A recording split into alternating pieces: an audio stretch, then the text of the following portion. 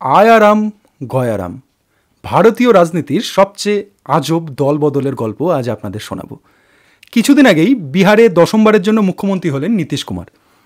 তাকে অনেকেই বলেন পল্টুরাম, মানে যিনি সুবিধা মতো দল পাল্টান। কিন্তু জানেন কি, ভারতীয় রাজনীতিতে দল বদলের জন্য একটা খুব বিখ্যাত প্রবাদ আছে, আয়ারাম গায়ারাম।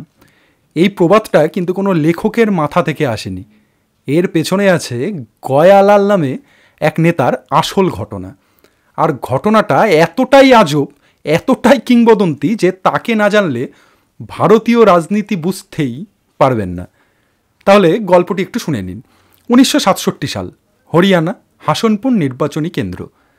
এখানকার নির্দল প্রার্থী গয়ালাল বিধানসভায় জিতে গেলেন। জেতার পরে ভাবলেন চলো এবার কংগ্রেসে যাই, দল বদল খুব স্বাভাবিক। ঠিক আছে, গেলেন। এবার শুরু হলো আসল খেলা।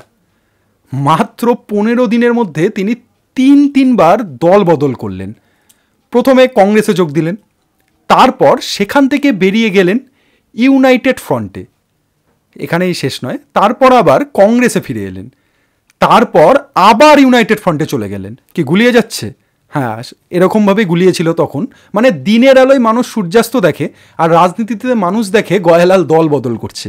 সেই সময় কংগ্রেস নেতা রাও বীরেন্দ্র সিং গয়ালালকে নিয়ে এক সাংবাদিক বৈঠকে আসলেন এবং ঘোষণা করলেন গায়ারাম আব আয়ারাম, অর্থাৎ গয়ারাম এখন আয়ারাম।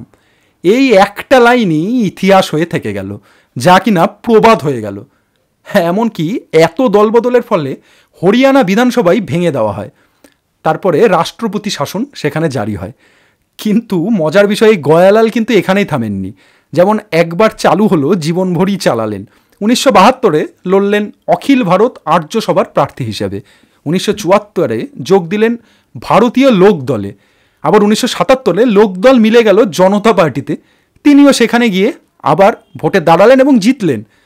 এক জীবনে এতবার দলবদল।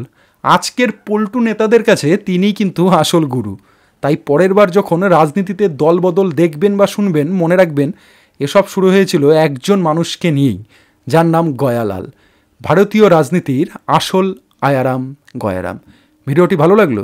যদি ভালো লাগে তাহলে অবশ্যই লাইক, কমেন্ট, শেয়ার করবেন। এবং এরকম জানা অজানা ইতিহাস সমৃদ্ধ তথ্য নির্ভর ভিডিও জানতে হলে ফান্ডামেন্টাল অভ্রনীলের সঙ্গে থাকবেন। নমস্কার।